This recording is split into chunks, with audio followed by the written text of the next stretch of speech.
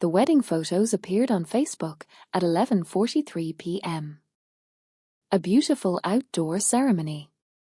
White roses. String lights hanging from oak trees. My younger sister Emily stood in a designer wedding gown that probably cost more than my first car. Our parents were smiling beside her. My father had his arm around her shoulders. My mother was crying happy tears. Hundreds of people were congratulating them in the comments. But I couldn't stop staring at one thing. The caption.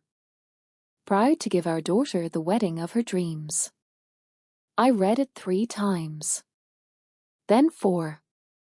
My hands started shaking. Because 20 years earlier, when I got married, my parents hadn't paid for my wedding. They hadn't helped plan it. They hadn't sent a gift. They hadn't even attended. I closed the app and sat silently in my kitchen. My husband Mark looked up from across the table. "You okay?" I tried to answer. Instead, I laughed. One short, bitter laugh. Because after all these years, it still hurt. My name is Jennifer Cole. I'm 45 years old. And the hardest thing I've ever accepted isn't losing money. It isn't career failures. It isn't even the mistakes I've made in my marriage. It's knowing that my parents loved my sister differently than they loved me. Growing up, nobody called it favoritism. Families rarely do. Instead, they call it circumstances. Timing. Misunderstandings. Different needs. But children notice. We always notice. Emily was 6 years younger than me. Blonde hair. Perfect grades. Perfect smile. The kind of child strangers complimented in grocery stores. Meanwhile, I was stubborn. Opinionated. Independent. At least that's what my parents called it. The older I got, the more those words sounded like criticism. When Emily won an award, the entire family celebrated. When I won one, the response was usually, "That's nice." When Emily needed help buying a car, my parents contributed. When I needed help paying college expenses, I was told it would build character. At the time, I convinced myself none of it mattered. I worked harder. Paid my own bills. Built my own life. Then I met Mark. And everything changed. Or at least, I thought it did. Mark wasn't wealthy. He didn't come from an important family. He worked construction and drove an old pickup truck. But he was kind. Steady. Honest. And for the first time in my life, I felt chosen. My parents disagreed. Especially my father. "You can do better," he told me. More than once. At first I thought he would eventually come around. Parents always do. Don't they? I had no idea how wrong I was. Because 6 months before my wedding, my father said something that would change my relationship with my family forever. And 20 years later, I still remember every word. 6 months before my wedding, my father invited me to lunch. At the time, I thought it was a good sign. For weeks, tension had been building between us. Every conversation somehow turned into an argument about Mark. His job. His income. His future. According to my parents, I was making a mistake. According to me, I was finally building the life I wanted. When my father called and suggested we meet alone, I felt hopeful. Maybe he was ready to move forward. Maybe he wanted to understand. Maybe he wanted to be part of my wedding after all. I remember arriving early. The restaurant was small and quiet. The smell of coffee drifted through the room. My father arrived 10 minutes later. He sat down without smiling, without asking how I was, without mentioning the wedding. That should have been my first warning. We ordered lunch. Made awkward small talk. Weather. Work. Traffic. Then he put down his fork and looked directly at me. Jennifer, you still have time to reconsider. The words hit me like a slap. For a second, I thought I had misunderstood.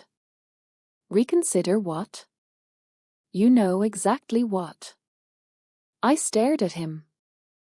Mark? He nodded. The disappointment in his eyes was impossible to miss. I felt something tighten in my chest. He's the man I'm marrying. That's what worries me. The conversation only got worse from there. My father explained, once again, why he thought Mark wasn't good enough. He wasn't ambitious enough. Successful enough. Connected enough. Everything was measured by status.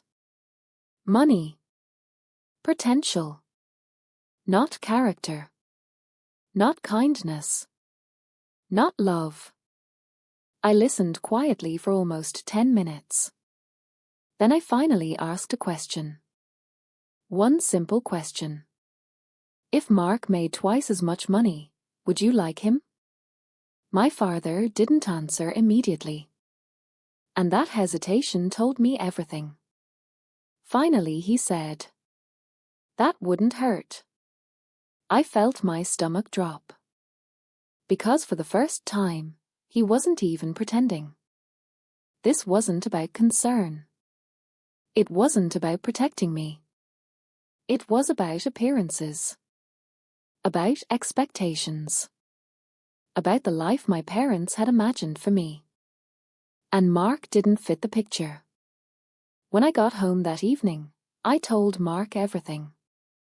We sat together on our apartment balcony as the sun disappeared behind the buildings. He listened without interrupting. Without getting angry. Without insulting my father. When I finished, he simply nodded. I figured. That surprised me. You knew? He gave me a sad smile. Jennifer, your dad has never actually talked to me. I wanted to argue. To defend my father. But I couldn't. Because Mark was right. Every family gathering. Every birthday. Every holiday.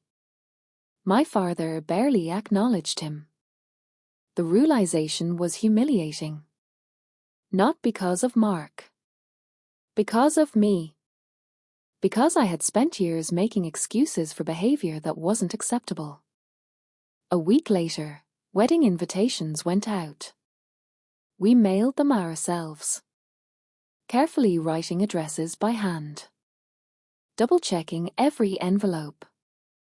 Including two very important ones. My parents. Back then, I still believed they would come. I truly did. Even after everything.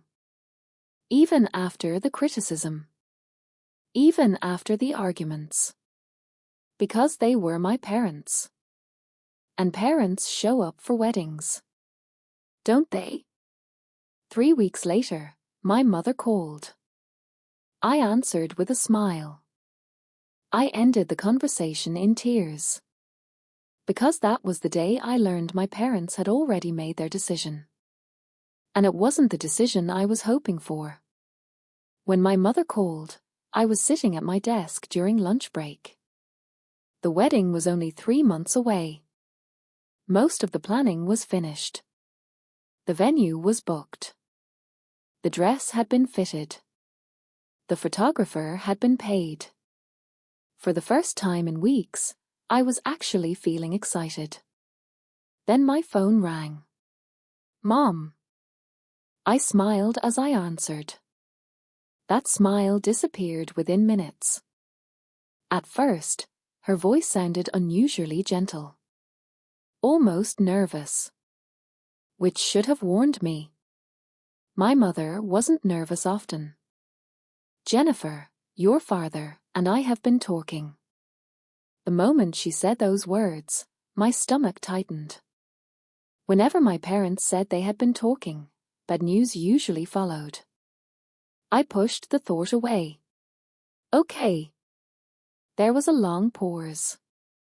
Then she sighed. We don't think we can support this marriage. The office around me suddenly seemed quieter. I stared at the wall in front of me, not fully understanding what she meant. Support it? Your father feels very strongly about this. My pulse started racing. Mom, what are you saying? Another pause. Then the words came. Slowly. Carefully. As if that would somehow make them hurt less. We won't be attending the wedding. For several seconds, I couldn't speak. I genuinely thought I had misheard her. Not attend? Parents didn't skip weddings. Not over disagreements. Not over opinions. Not over pride. I lowered my voice. You're serious? Jennifer, no. Answer me. Silence. Then, yes. The word hit harder than I expected. I felt heat rising behind my eyes. A pressure building in my chest. What exactly are you trying to accomplish? My mother sounded exhausted. As your parents, we have to stand by our principles. Principles. I nearly laughed.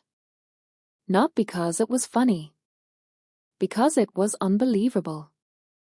We're talking about my wedding. I know.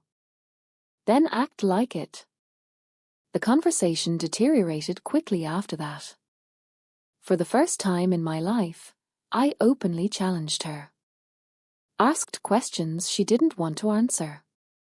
Why was Mark unacceptable? What had he actually done? Why did his income matter more than my happiness? The answers were vague. Contradictory. And impossible to defend. Eventually my mother said something that stayed with me for years. If you marry him, you're choosing this. At the time, I didn't fully understand what she meant. Later, I would. Because she wasn't talking about the wedding. She was talking about consequences. Distance. Punishment. The possibility of losing my family. When the call finally ended, I locked myself in a conference room and cried. Not because I was changing my mind. That was never an option. I loved Mark. I was going to marry him. But some small part of me had still believed my parents would eventually come around. That hope died during that phone call. That evening, I told Mark what happened. For a moment, neither of us spoke. The silence felt enormous. Then he quietly asked, "Do you want to postpone the wedding?" I looked at him in shock. No. I just don't want you to regret anything. The fact that he was worried about my feelings instead of defending himself nearly broke me. I moved closer and took his hand. I want to marry you. His eyes softened. Even if they don't come? I squeezed his hand. Especially if they don't come. But later that night, lying awake in bed, I stared at the ceiling and wondered something I never thought I'd ask myself. If my parents were willing to miss my wedding, what else were they willing to do? The wedding day arrived faster than I expected. People always say weddings are a blur. They're right. But some moments remain frozen forever. I remember the sunlight pouring through the church windows. The smell of fresh flowers. The nervous laughter in the dressing room. The sound of my bridesmaids talking around me while I stared into the mirror. Trying not to think about 2 empty seats. Seats that should have belonged to my parents. The week before the wedding, I kept hoping something would change. A phone call. A message. An apology. Anything. Nothing came. No card. No gift. No last-minute change of heart. Just silence. The kind of silence that says exactly what words refuse to say. My parents were not coming. An hour before the ceremony, my maid of honor, Lisa, sat beside me. She squeezed my hand. You don't have to be strong every second. That sentence almost broke me. Because everyone kept telling me how well I was handling everything. How mature I was. How brave I was. But inside, I felt like a little girl waiting for her parents to show up. Waiting for someone to choose her. I forced a smile. They'll regret it someday. Lisa didn't answer. And somehow that hurt more. Because even she wasn't sure. When the ceremony began, the church was nearly full. Friends. Co-workers. Extended relatives. Even a few people who barely knew us. Everyone except the 2 people I kept searching for. As the music started, I looked toward the entrance one final time. Part of me still expected them to appear. Breathless. Apologetic. Ready to fix everything. They didn't. The doors stayed closed. And in that moment, something inside me quietly shattered. I walked down the aisle with my grandfather instead. He was already in his 70s. His hands trembled slightly as he held my arm. Halfway down the aisle, he leaned closer. And whispered something I'll never forget. I'm proud of you. 4 words. That's all. Yet they meant more than almost anything my parents had ever said. For a second, I thought I might cry. But then I saw Mark waiting at the altar. And everything else faded away. His smile. His eyes. The way he looked at me. Not with judgment. Not with expectations. Just love. Pure and uncomplicated. For the first time that day, I felt calm. The ceremony was beautiful. Simple. Honest. Exactly what we wanted. When we exchanged vows, there wasn't a dry eye in the room. Including mine. For a few hours, I allowed myself to be happy. Truly happy. Then the reception began. And that's when the humiliation arrived. Because during dinner, one of my relatives approached our table. Holding an envelope. I think this was meant for you. I smiled and took it. Assuming it was a card. Maybe a gift. Maybe a late congratulations. Instead, it contained a letter. A letter from my father. A letter that had been delivered to another family member that morning. A letter he couldn't even send directly to me. I unfolded the paper. Read the first sentence. Then felt my entire body go cold. Because my father hadn't written to congratulate me. He had written for a very different reason. And what he said next would haunt me for years. I still remember the feeling in my hands when I unfolded that letter. The paper was thick. Formal. Almost like it belonged to something important. Not a wedding. Not a celebration. But a judgment. I read the first line twice because my brain refused to accept it. Jennifer, we hope this day brings you clarity about the choice you've made. My throat tightened immediately. I looked up instinctively, like my father might be standing somewhere in the room. Watching. Waiting. But of course he wasn't there. I kept reading. Each sentence felt colder than the last. He wrote about disappointment. About values. About family expectations. But what struck me most was how calm the tone was. As if this was a business decision, not a daughter's wedding day. As if I had signed something instead of falling in love. Mark noticed my face change. He leaned closer. What is it? I didn't answer right away.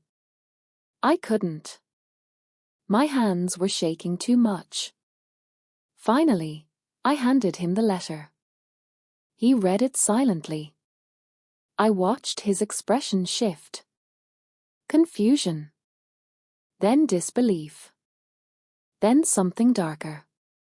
When he finished, he placed the letter gently on the table. So this is it? He asked quietly. This is their goodbye? I swallowed hard. I guess so.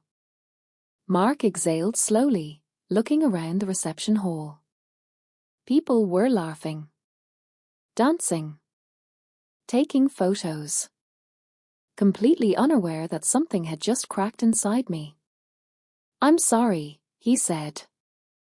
And that was the moment I nearly lost control. Not because of the letter. But because he was apologizing again. For something he didn't do. I shook my head quickly. No. Don't do that. He looked at me. I mean it, Jen. This isn't fair to you. I wanted to say something strong. Something final. Something that would close the wound. But instead, I just sat there, staring at the letter again. My father's words kept repeating in my head. Clarity about the choice you've made. Choice. As if loving Mark was an offense. As if choosing happiness required permission. Later that night, after the guests had left, I stood alone in the empty reception hall. The lights were dimmed. Chairs half pushed in. Confetti scattered on the floor like forgotten confessions. Mark came up behind me and gently put his arms around my waist. Are you okay? He asked. I hesitated. Because the honest answer was complicated. I wasn't broken. But I wasn't whole either. I think I will be, I said finally. He nodded, resting his chin lightly on my shoulder. We stood there in silence for a while. Then I whispered something I didn't expect to say out loud. I don't think they're coming back. Mark didn't respond immediately. Then he said softly, maybe that's already happened.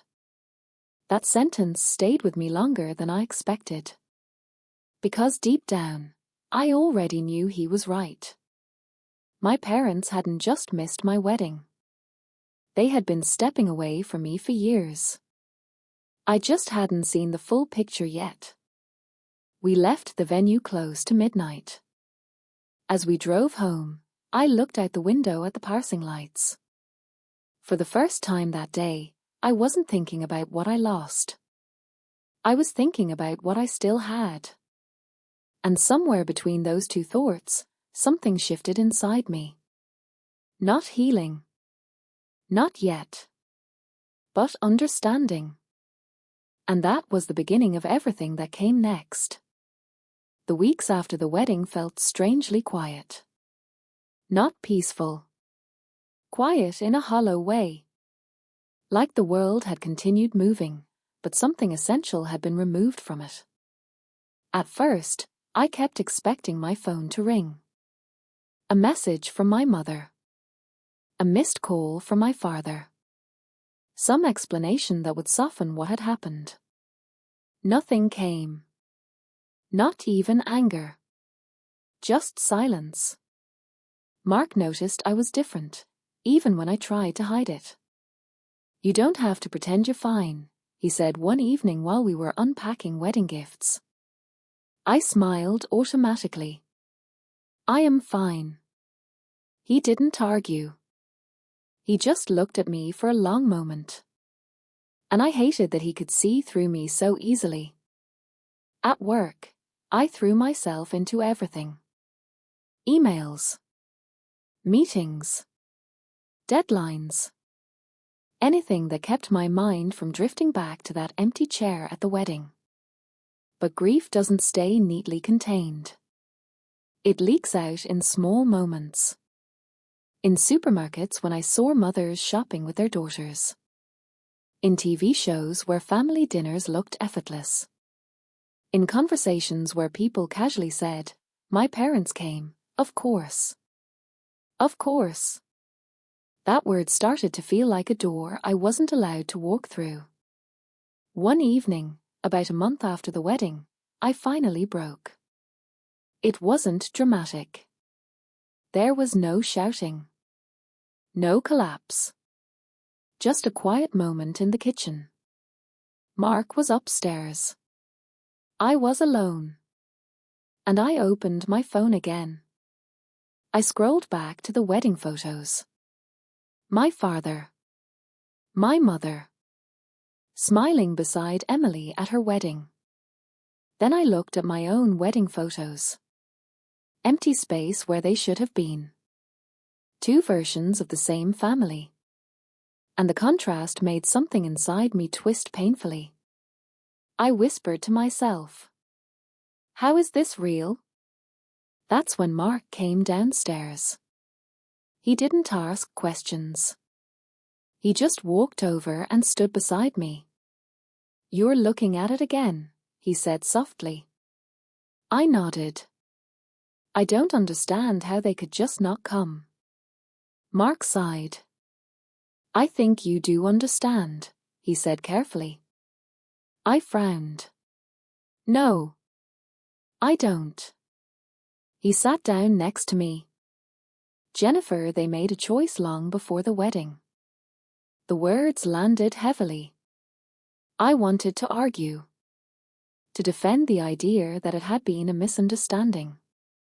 But I couldn't find anything to hold on to her. Because he was right. There had been warnings for years. Small rejections. Subtle exclusions. Quiet comparisons between me and Emily. I just never called it what it was. Later that night, I couldn't sleep. I went downstairs and found Mark already awake, sitting in the dark with a glass of water. "You okay?" he asked again. That question was starting to feel like a mirror I didn't want to look into. I sat across from him. "No," I admitted quietly. "Not really."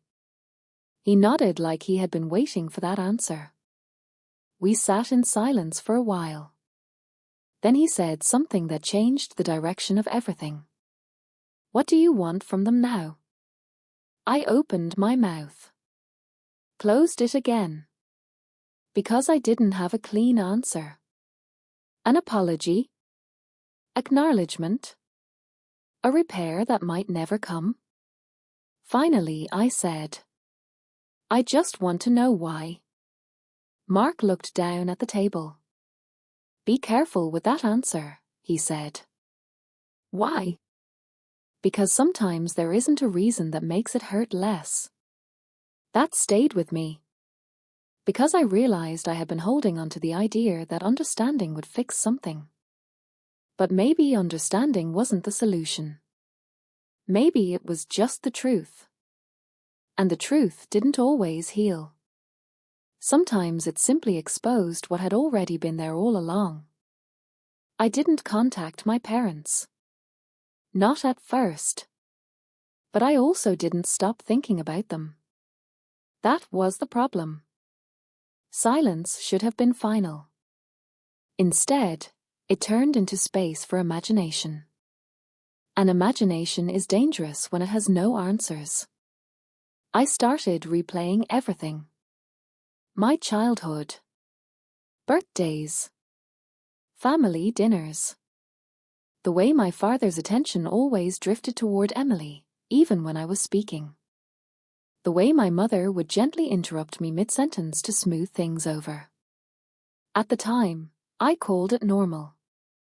Now it felt like evidence I had ignored for years. One afternoon, I was at work when I received an email. No greeting. No warmth. Just my father's name in the sender line. For a moment, I couldn't open it. My cursor hovered over the message like it might burn me. Finally, I clicked. The email was short. Detached. Almost mechanical. We understand you are upset. We believe our position was clear. We hope you find happiness in your marriage. That was it. No apology. No acknowledgement. No mention of the wedding. Just emotional distance disguised as closure. I read it 3 times. Each time hoping a different meaning would appear. It didn't. I closed my laptop and stared at the office wall for a long time. Something inside me shifted. Not anger. Not sadness. Something colder. Clarity forming in a way I didn't want. That evening, I showed Mark the email. He read it silently. Then he exhaled through his nose. That's it? He asked. I nodded. He leaned back in his chair. They're done, he said quietly. I flinched at the word. Done. Like a contract. Like something finalized. I don't think they see it that way, I said. Mark looked at me carefully. Then what do they see it as? I hesitated. I don't know. But I did know. I just didn't want to admit it yet. They saw it as discipline. As consequences. As me choosing a life they disapproved of, and them enforcing distance in return. The next week, I made a decision I hadn't told anyone about. I drove to my parents' house. Alone. Mark didn't try to stop me. He just said, "Call me when you get there." The drive felt longer than it should have. Every mile felt like moving backward in time. When I finally arrived, the house looked exactly the same. Same porch. Same garden. Same quiet, controlled perfection. My mother opened the door. She looked surprised, but not happy. Jennifer, she said. No hug. No emotion. Just my name. Inside, everything smelled familiar. Too familiar. Like nothing had changed except me. We sat in the living room. A conversation started that wasn't really a conversation. How are you? Fine. How's married life? Fine. Empty words bouncing off walls that already knew the truth. Finally, I asked the question I had been carrying for months. Why weren't you at my wedding? My mother looked at my father. My father looked at me. And for a moment, no one spoke. Then he said something I will never forget. It wasn't a punishment. I laughed once. Sharp. Unbelieving. Then what was it? A long silence followed. Too long. Finally, my father leaned back slightly. We didn't want to endorse a decision we believed would hurt you in the long run. That sentence. So calm. So carefully constructed. Like it could erase everything that had happened. I felt something inside me break open. Slowly. Quietly. But permanently. Because in that moment, I realized something terrifying. They truly believed they were right. I left my parents' house that day feeling like I had been holding my breath for hours. Only when I got back into my car did I realize how tense my body was. My hands were still gripping the steering wheel long after the engine had started. Mark called as soon as I pulled into our driveway. How did it go? I didn't answer immediately. Because there wasn't a simple answer. It went, I finally said. He understood that tone. So he didn't push. But something had changed inside me. The explanation my father gave should have brought closure. Instead, it opened something else. A door I didn't want to look through. For days, I replayed his words. We didn't want to endorse a decision we believed would hurt you. That sentence started echoing in different ways. Endorse. Decision. Hurt you. As if my life was something they were still authorized to approve or reject. As if I was still a child asking permission. A week later, something unexpected arrived. A letter. This time not from my father. From my aunt. My mother's sister. We weren't close. In fact, we barely spoke. Which is why the envelope surprised me. I almost didn't open it. But I did. Inside was a handwritten note. No formal tone. No judgment. Just something that felt human. Jennifer, I don't know if your parents told you everything. They may believe they are protecting you. But there is more to this story than what you've heard. My stomach tightened instantly. I read the sentence again. Then again. Mark noticed my face immediately. What is it? I handed him the letter. He read it slowly. This doesn't sound good, he said quietly. No, I whispered. It doesn't. The next line in the letter changed everything I thought I understood. They have always been influenced by something you were never told about. I sat down without realizing it. My mind immediately went to every possible explanation. Money. Control. Family conflict. Old resentment. But nothing felt concrete. Nothing made sense. That night, I couldn't sleep. I kept thinking about my aunt's words. Something you were never told about. It felt like a gap had suddenly opened in my memory. A missing piece I had never known existed. The next morning, I called my aunt. My hands were shaking before I even dialed. She answered on the third ring. Jennifer, I wasn't sure you'd call. Her voice was softer than I expected. Almost careful. What did you mean in your letter? I asked immediately. A long pause. Then she sighed.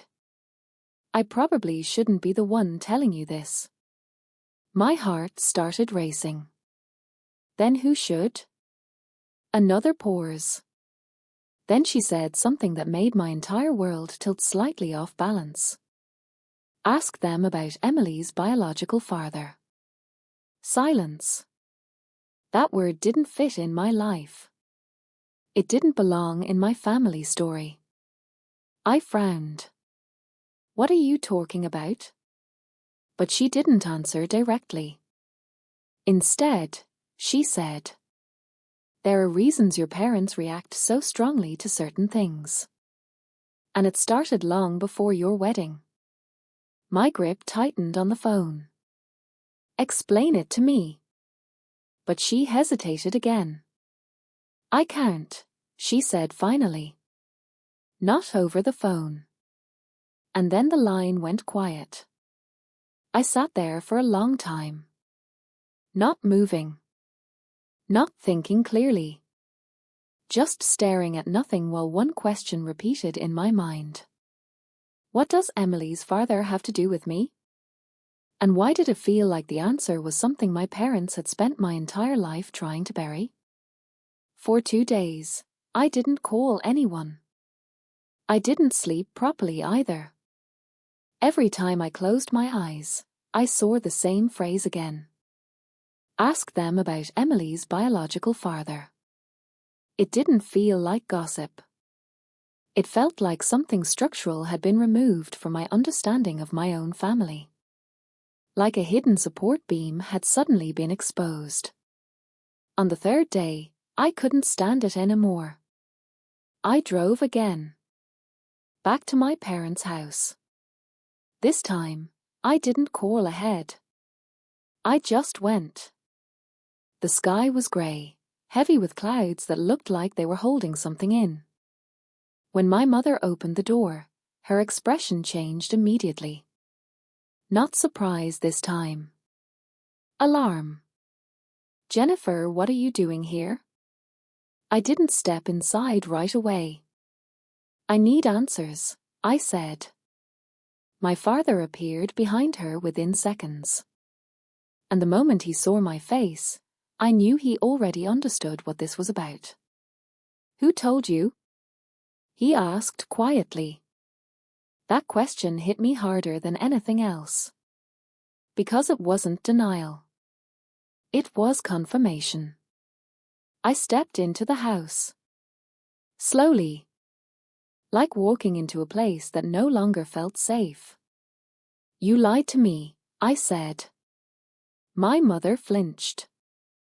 "We didn't lie," she said quickly. "We just..." "Stop," I interrupted. My voice was sharper than I expected. "Tell me the truth." Silence filled the room. Heavy. Uncomfortable. My father finally sat down. He looked older than I remembered. Tired in a way I had never seen before. "It's not something we wanted to revisit," he said. "That's not an answer." He exhaled slowly. Then he said it. "Emily is not your father's biological child." The room didn't move. But everything inside me did. I stared at him, trying to process the words as if they were spoken in another language. "What?" My mother's eyes filled instantly. "It happened before you were born," she whispered. "Long before you were born." My mind struggled to connect the pieces. Emily. My sister. The favorite. The protected one. The center of everything. Whose child is she? I asked. No one answered immediately. My father looked down. My mother wiped her face. And that silence told me more than words ever could. Finally, my father spoke again. "A man we trusted," he said. "Someone who disappeared when things got complicated." I felt sick. Not because of the truth itself, but because of what it explained. Suddenly, everything started to rearrange itself in my mind. The overprotection of Emily. The emotional distance toward me. The strictness. The control. The obsession with appearances. It wasn't just favoritism. It was fear. Fear of history repeating itself. Fear of judgment. Fear of losing control again. I stepped back slightly. So my entire life, I said slowly, was shaped by a secret I had nothing to do with? My father's jaw tightened. We were trying to protect this family. I laughed. But there was no humor in it. From what? Me. No, my mother said quickly. From everything that came before. Everything that came before. That phrase echoed in my head. Because suddenly I understood something terrifying. I had never been competing with my sister. I had been living in the shadow of a secret I didn't even know existed. And in that moment, my anger didn't disappear. It transformed into something heavier, more complicated. Because part of me wanted to scream. But another part finally understood why they had always been this way. And that realization was almost worse than betrayal. I didn't remember leaving the house. I just remember being in my car. Hands frozen on the steering wheel. Breathing too fast. The world outside looking normal in a way that felt offensive. People walking. Cars passing. A woman laughing on the sidewalk with groceries in her hands. Everything continued. Mine didn't. Mark called me twice. I didn't answer. On the third call, I picked up. I'm on my way home, I said immediately. My voice didn't sound like mine. When I got home, I didn't even take off my coat. I just stood in the middle of the living room. Mark looked at me and immediately knew something was wrong. What happened? I tried to speak. Nothing came out at first. Then finally. They told me. Mark didn't interrupt. He just waited. So I said it. About Emily. About the biological father. About everything. The room went completely silent after I finished. Not heavy silence. Absorbed silence. Like even the air needed time to process it. Mark sat down slowly. Why? He said quietly. It wasn't judgment. It was disbelief. I started pacing. They built our entire family around that secret, I said. All of it. Everything. Mark watched me carefully. And your wedding? He asked. I laughed once. Sharp again. Still about control. Still about consequences. Still about me choosing wrong. I stopped pacing and looked at him. But it wasn't about you, I added quickly. It was never really about you. Mark nodded slowly. I know. That calmness broke something in me again. Because he wasn't fighting it. He wasn't defending himself. He was just absorbing it. I spent years thinking I was the problem, I said suddenly. My voice cracked slightly. I thought I was too difficult. Too independent. Not enough of what they wanted. Mark stood up and walked toward me. Jen, but I kept going. And now I find out I was just collateral in something I didn't even know existed. My hands were shaking again. They made me feel like I was constantly failing them. Mark gently took my hands. No, he said firmly. That one word stopped me. No, he repeated. You were not the problem here. I looked at him, trying to hold myself together. But they treated me like I was. They treated you like someone who might expose their control, he said carefully. That sentence landed deeper than anything else that day. Because it reframed everything. Not rejection. Not disappointment. Control. Fear. Management. I sat down slowly on the couch. My body felt heavy, like the truth had weight. Mark sat beside me. We stayed quiet for a while. Then he asked something I didn't expect. So what do you want to do now? I stared at the floor. I don't know, I admitted. And for the first time, I meant it completely. I just feel angry, I said. And sad. And confused. All at the same time. Mark nodded. That makes sense. I looked at him sharply. It does. He gave a small, tired smile. Yeah. Because none of this is simple. That was the first time I felt slightly less alone inside it. But the anger didn't go away. It just started pointing somewhere new. Not at a single moment. Not at a single decision. At years. At patterns. At a family that had built silence into its structure. And somewhere inside that realization, I started thinking about something I hadn't allowed myself to consider yet. What I would do next. The next morning, I woke up with a feeling I couldn't name. It wasn't relief. It wasn't clarity. It was something sharper. Like my mind had been reorganized overnight without my permission. Mark was already awake, sitting at the kitchen table with coffee he hadn't touched. You didn't sleep much, he said.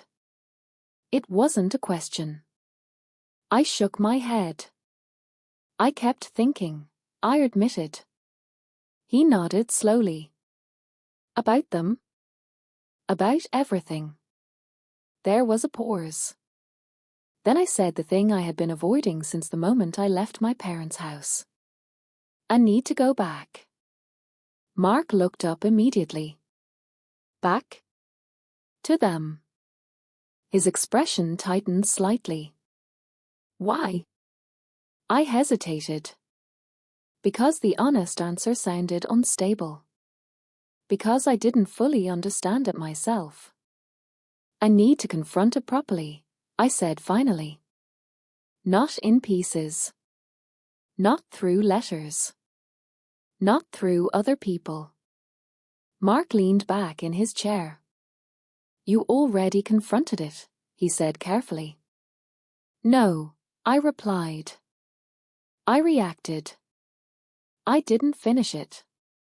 That word hung between us. Finish. As if any of this could be finished. Mark studied me for a long moment. Then he said quietly, What are you hoping will happen? That question hit harder than I expected. I sat down across from him. I don't know, I admitted. A pause. Then the truth came out more raw than I intended. I want them to see me, I said. For once. Really see me. Not as a mistake. Not as a consequence. Just me. Mark didn't interrupt. He never did when it mattered. I also want them to understand what they did, I added. To all of us. His gaze softened. And if they don't? I swallowed. I don't know what I'll do then. That was the most honest sentence I had said in days. Maybe weeks. Mark stood up and walked over to the window. You're going there to get something from them, he said. I frowned. I guess. He turned back to me. You might not get it. The silence after that was heavy. Not dramatic. Just real. I know, I said quietly. But I didn't really know. Not yet. Because part of me still believed that if I said everything clearly enough, something would shift in them. Something would break open. Something would finally make them regret it in a way that matched my pain. That same afternoon, I drove again. This time, Mark came with me. Neither of us said much during the drive. The road felt familiar now in a way I didn't like. Like repetition. Like inevitability. When we arrived, my mother opened the door again. This time her expression was different. Not surprised. Not alarmed. Tired. As if she had already been expecting this moment. Mark stood slightly behind me. Not interfering. Just present. "Jennifer," my mother said softly. I didn't respond with warmth. "I need to understand something," I said. She looked at my father behind her. He stepped forward slowly. And I said it before I lost the courage. "Do you realize what you did to me?" The question landed in the space between us like a dropped object. Heavy. Irreversible. My father didn't answer immediately. Then he said, "We did what we believed was necessary."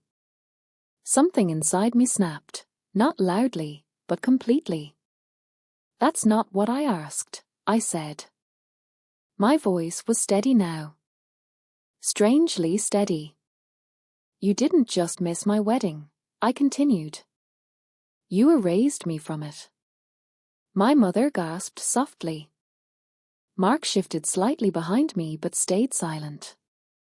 My father looked directly at me. For the first time, he didn't look defensive. He looked certain. "And you still chose to marry him," he said. That sentence. Like it was evidence. Like it explained everything. I stared at him. And in that moment, I finally understood something I had been circling for months. This wasn't about misunderstanding. It wasn't even about Emily anymore. It was about power. Who had it? Who lost it? And who they were willing to punish to protect it. For a few seconds after my father's words, nobody moved. Not me. Not Mark. Not even the air in the room felt willing to shift. "I'm not here to argue about my marriage," I said finally. My voice was calm again. Too calm. "I'm here because I'm done being treated like I'm something you can approve or reject." My mother opened her mouth slightly, but no sound came out. Mark stayed behind me, steady. Present, but not controlling the moment. I turned slightly toward him. "I need a minute," I said quietly. He nodded and stepped back toward the hallway. Not far. Just enough to give me space. Then I looked back at my parents. "I spent my whole life trying to understand what I did wrong," I said. My father's expression tightened. "And now I realize something," I continued. "I didn't do anything wrong. I was just not part of your story in the way you wanted." Silence again. But this time it felt different. Not like shock. Like resistance. My mother whispered, "We always loved you." I laughed once. Not cruelly. Just tired. "That's not the same thing," I said. That line landed harder than I expected. Even my father looked away for a second. I took a breath. And I made the decision I didn't fully understand yet, but felt completely certain about. "I'm cutting contact," I said. The room froze. My mother shook her head immediately. "Jennifer, please." "No," I interrupted. This time my voice didn't shake. "I'm not doing this anymore. No explanations. No conditions. No versions of me that you approve of. My father finally spoke.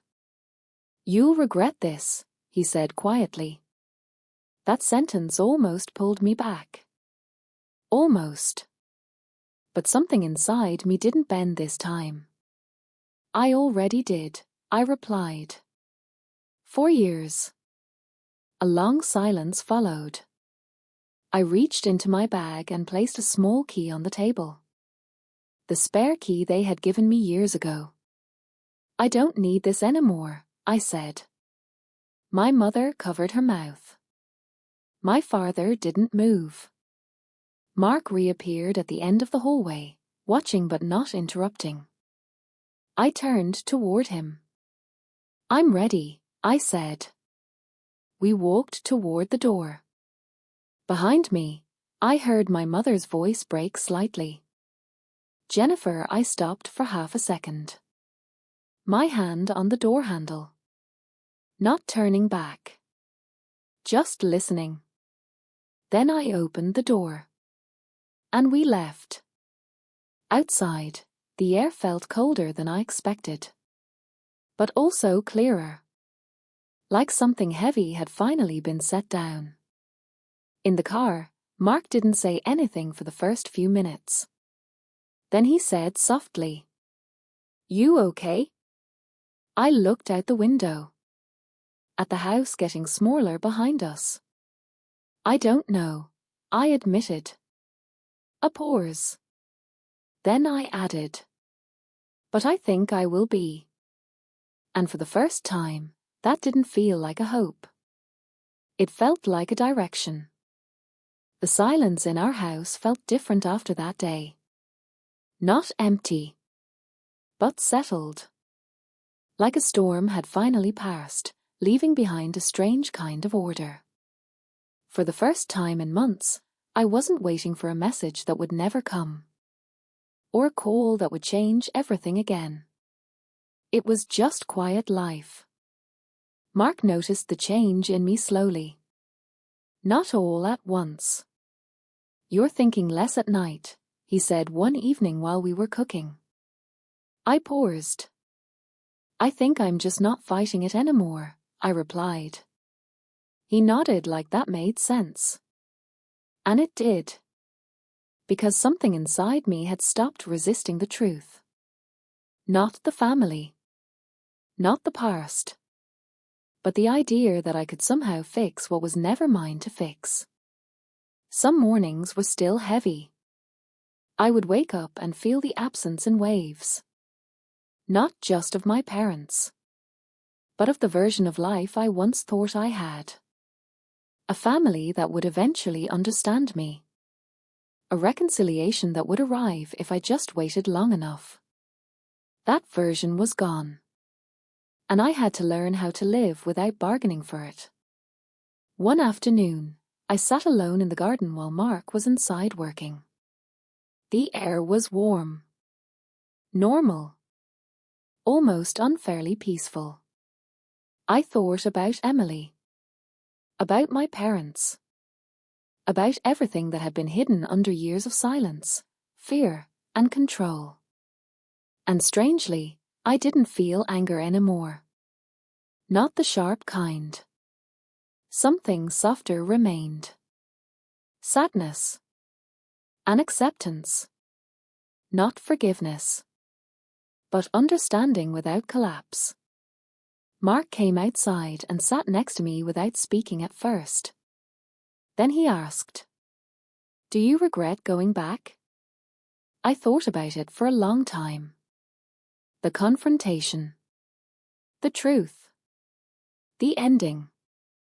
"No," I said finally. "Even with everything, no." He nodded. "Good." A pause. Then I added quietly, "I think I finally understand something." He turned slightly toward me. "What?" "That I wasn't rejected because I was unworthy," I said. "I was rejected because I didn't fit a story they needed to survive." Mark didn't respond immediately. He just looked at me. and then said softly, "That's a hard truth." "I know," I said. Another pause. "But it's a freeing one." Later that evening, I received one final message. Not from my parents. From my mother. Just a single line. "We hope you are safe." I stared at it for a long time. No apology. No explanation. Just distance softened into politeness. And this time it didn't pull me back in. I didn't reply. I just put the phone down. Mark noticed. "That them?" he asked. I nodded. "Are you going to answer?" I shook my head. "No," I said. A small silence. Then I added, "I think I already said everything I needed to say." That night, we sat together on the couch, no urgency in the room anymore. No unfinished conversations waiting in the air. Just two people living in the aftermath of something they survived. And for the first time, I wasn't asking why my life turned out this way. I was just living it. Not perfectly. Not completely healed. But mine.